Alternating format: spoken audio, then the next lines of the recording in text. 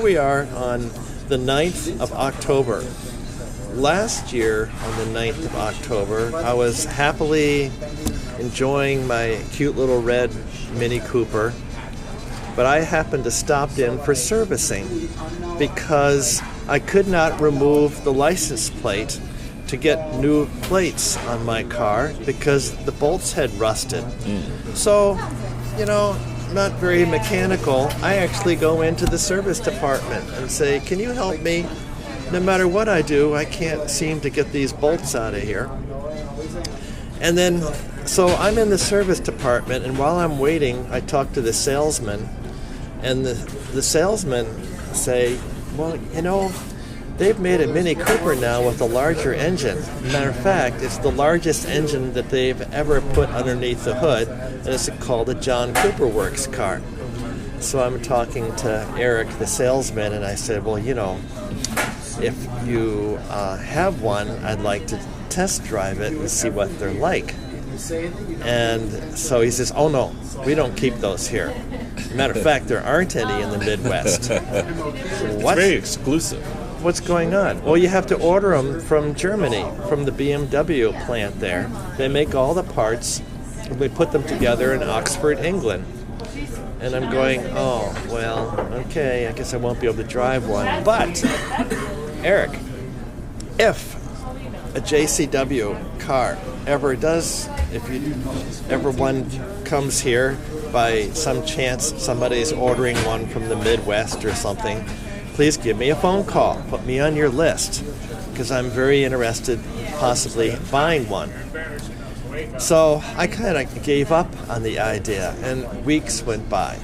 And all of a sudden now we're into November, and I get a call. Gordon, are you still interested in the John Cooper Works Mini Cooper race car? I said, yeah. He says, well, we have one. What?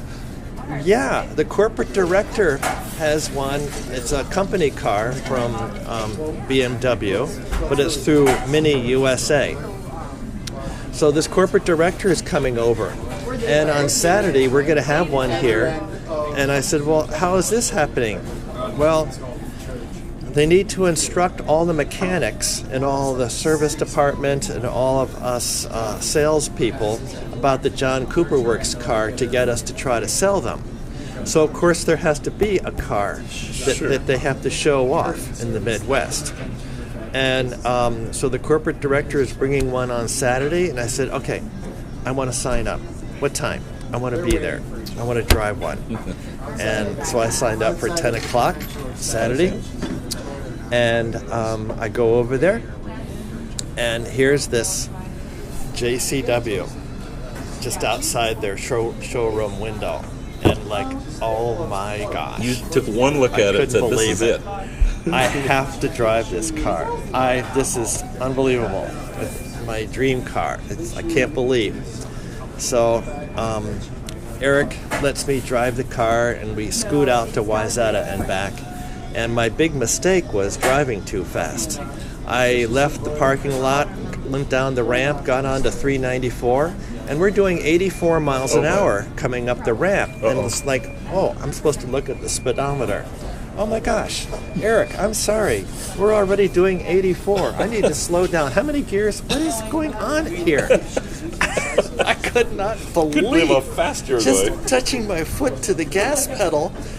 I was doing in the 80s just as I was pulling into 394. Combo burrito. That's him?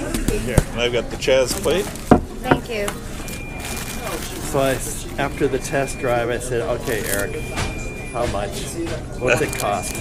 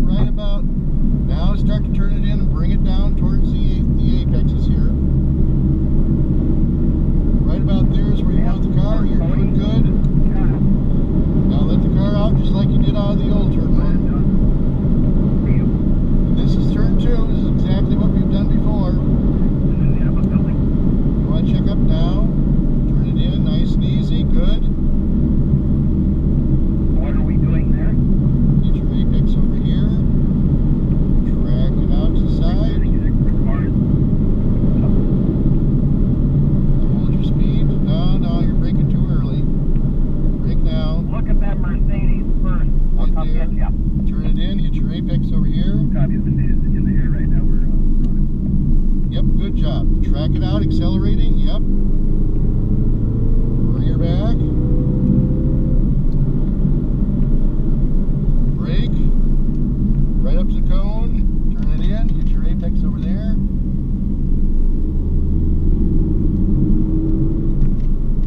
Up here. Touch your brakes. Turn it in now. Get your apex over here. Accelerating through the corner, and it's tracking all the way out to the edge. Come back across. Brake now. Turn in here. Get your apex. Again, accelerating and tracking all the way out to the curbing here. All the way out. Now this corner is a little different. We're going to go in here. We're going to turn in late. So you brake here. Turn in, hit that apex, and leave the car parked on the side here. Touch your brakes. Turn it into this apex right here. Let the car all the way out to the side here. Okay, turn it in now. You see the apex cone over there?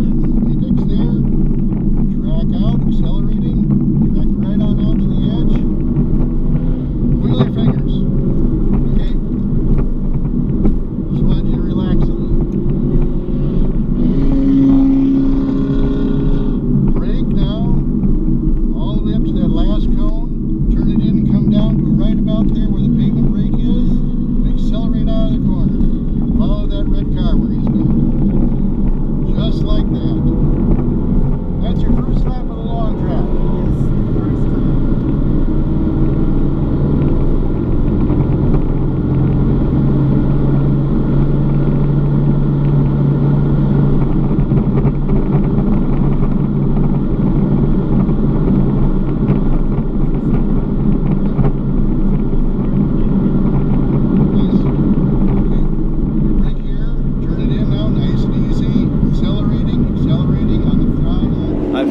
Session with Alan Murray, my instructor. Yeah. Been on the road, the track.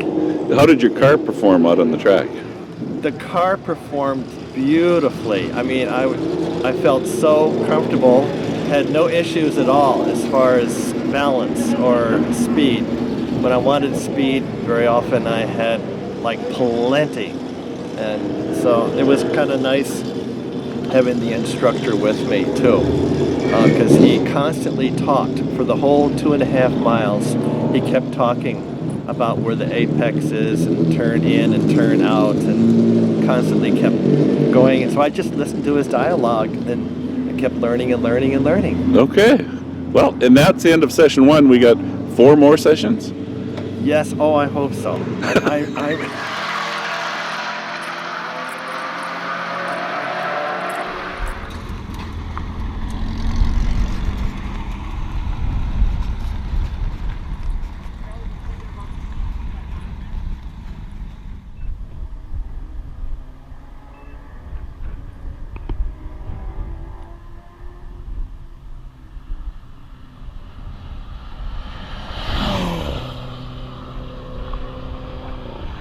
You managed to get through an entire day at Brainerd International Raceway. Yes. Did you learn anything today? I learned so much since the start of class. I can't believe it. Let's see, getting there at 7, checking in. 7:30, they were already driving us around the big loop. In an SUV? In an SUV. You better describe that. You were in the middle of the back seat? My first time, I was in the middle of the back seat, and I was really feeling the G-forces of getting thrown from left to right to left to right. And such a good driver, of course, just speeding around the course and talking through everything about lines and being smooth and quarter number 1 and quarter number 2 and all these things, and I'm trying to memorize right away. Did it seem overwhelming? It was like at 7:20, all of a sudden I'm having to memorize everything that this person says while he's driving. At least I'm thinking that I should start memorizing, learning, whatever. And like, class hasn't even started yet at 8 o'clock, but he's doing a demo and showing me the entire course. And that's good. And in the hotel, and the day before, this week, I was memorizing the shape of the track at home by looking at the piece of paper and trying to remember how the curves would go. So in my sleep and in my mind, I could almost picture the track. Wow. How would you describe your car's performance? You happy with it? Very Does happy. it meets your expectation? Very much so. I'm glad that I'm not feeling that I have to buy another car. My instructor complimented the brake system because after many times around, he became so confident in my brakes that he would say positive things like, "Oh, you're braking too soon." He's sort of like, "I've learned that your brakes are so good that you can wait a little bit longer and keep your gas on the pedal and accelerate a little bit more because we're not concerned about braking." Today was my first time experiencing cars on the road passing me, and actually on both sides, and some doing it illegally. Yeah, some passed where they shouldn't have passed. Where they shouldn't have. Like I use the word illegal. Yeah. It's not really a law, but it's a track law. Track rule where you shouldn't have done that. Because you passed me on the left side, and you missed me by a couple of feet. And you were trusting me that I wasn't going to stay left. Because when my instructor, Alan, said, "Okay, Gordon, go get the left line," I said, "Wait a minute, there's a car passing me on the left." And Alan's saying, "Oh, you shouldn't be there." He said, "I didn't see that one coming up in the mirror." And I said, "Well, fortunately, I saw it coming up just in time through my left mirror." Not that I have enough time to actually check mirrors, but... No. So, are you going to do another event in the future? Oh yeah. We'll have to look at other tracks and see if they have the same type of deals. I'd like to go to the one that you mentioned in Wisconsin. Road America? Then I'd like to go back to Watkins Glen. Okay.